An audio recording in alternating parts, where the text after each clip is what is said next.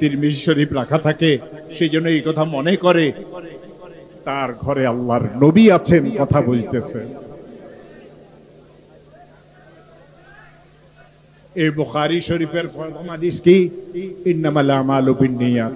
আমার হাতে আল্লাহর কোরআন আছে, নির্ভয়ে কোরআনে করিমকে মাথায় নিয়ে আমি বলতে পারবো।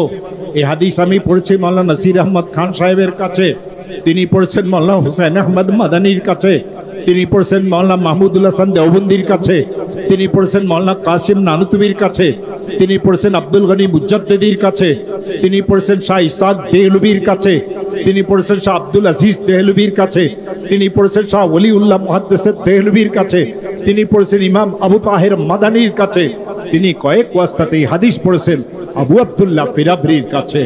আবু আব্দুল্লাহ ফিরাবরি হাদিস পড়েছেন ইমামে বুখারীর কাছে, বুখারী হাদিস পড়েছেন ইমাম হুমায়দির কাছে, হুমায়দি হাদিস পড়েছেন ইমাম সুফিয়ানের কাছে, সুফিয়ান এই হাদিস পড়েছেন ইমামে ইয়াহিয়ার কাছে, ইমামে ইয়াহিয়া এই হাদিস পড়েছেন মুহাম্মদ ইবনে ইব্রাহিমের কাছে, ইমাম মুহাম্মদ ইবনে ইব্রাহিম এই হাদিস পড়েছেন আলকামা ইবনে ওয়াক্কাস আল-লাইসির কাছে, আলকামা ইবনে ওয়াক্কাস আল-লাইসি এই হাদিস পড়েছেন হযরত ওমর ইবনে খাত্তাব রাদিয়াল্লাহু তাআলা আনহুর কাছে।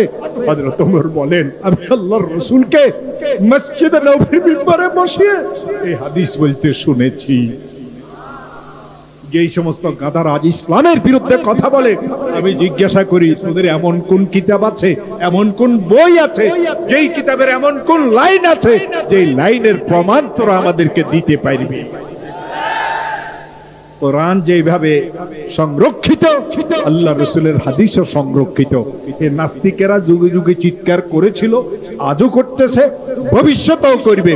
দুনিয়াতেও তাদের অপমান, আখিরাতে তো চিরস্থায়ী জাহান্নাম। এই জন্য কোন অবস্থাতে ইসলামকে ছাড়া যাবে না, উলামায়ে হক্কানি রব্বানিকে ছাড়া যাবে না। আমরা বাঁচবো উলামায়ে কেরামকে নিয়ে, আমরা মরবো উলামায়ে কেরামকে নিয়ে, আমরা বাঁচবো ইসলামকে নিয়ে, আমরা মরবো কোরআনকে নিয়ে, আমরা মরবো হাদিসকে নিয়ে। আমাদের কোরআন এবং হাদিসের ব্যাপারে কারোর সাথে আমাদের আপোষ নাই, আপোষ হইতেই পারে না। যে মুসলমান কলমা পড়ছে সে কিভাবে কলমার ব্যাপারে আপোষ করিবে? যে মুসলমান কোরআনে কারীমকে মেনেছে কোরআনের ব্যাপারে কিভাবে আপোষ করিবে? যে মুসলমান মুহাম্মদুর রাসূলুল্লাহকে নবী মনে করে তার ব্যাপারে কিভাবে আপোষ হইতে পারে? কোনদিন আপোষ হইতে পারে না। আল্লাহ তাআলা আমাদের সবাইকে কবুল করুক, আল্লাহ আমাদের সবাইকে মাফ করুক।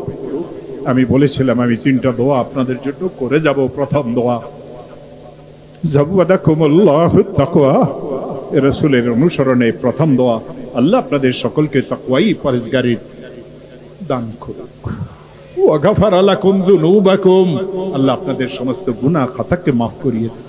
ওয়া ইয়াসসারা লাকুমুল খায়রা হাইসু মা কুনতুম, আপনারা যে যেখানেই থাকেন না কেন আল্লাহ যেন ভালো জিনিসের অর্জন মৃত্যু পর্যন্ত আপনাদের জন্য সহজ করে দেন। সুবহানা রাব্বিকা রাব্বিল ইজ্জাতি আম্মা ইয়াসিফুন ওয়া সালামুন আলাল মুরসালিন ওয়ালহামদুলিল্লাহি রাব্বিল আলামিন। আমি অনেক খুশি হইছি মুহতারাম হযরত মাওলানা সৈয়দ এনায়েতুল্লাহ আব্বাসী সাহেবকে আপনারা দাওয়াত করছেন।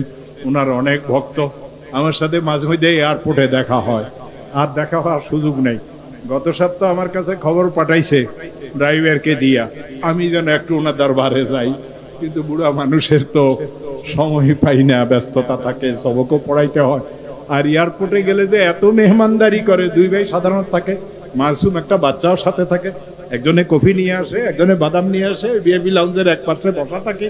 উনি কোথাও যাচ্ছেন, উনি তো বেশিরভাগ হেলিকপ্টারে যান, আমি হেলিকপ্টারে যাই না, মাঝে মধ্যে যাইতে হয়, বোলা মোলা গেলে যাইতে হয়, বাকি না হলে প্লেনেই যাই। মাঝে মধ্যে দেখা, অনেক মহব্বত করি, আল্লাহর ওয়াস্তে মহব্বত করি। আল্লাহ আমাদের এই মহব্বতে বরকত দান করুন, আল্লাহ আমাদের এই মহব্বতে বরকত দান করুন। কোনো অবস্থাতে উশৃঙ্খলতা করা যাবে না, কোনো অবস্থাতে কারোর সাথে মিশা যাবে না। যারা ইসলামের শত্রু তারা আমাদের সকলের শত্রু। সুবহান রাব্বিকা রাব্বিল ইজ্জাতি আম্মা ইয়াসিফুন ওয়া সালামুন আলাল মুরসালিন ওয়ালহামদুলিল্লাহি রাব্বিল আলামিন।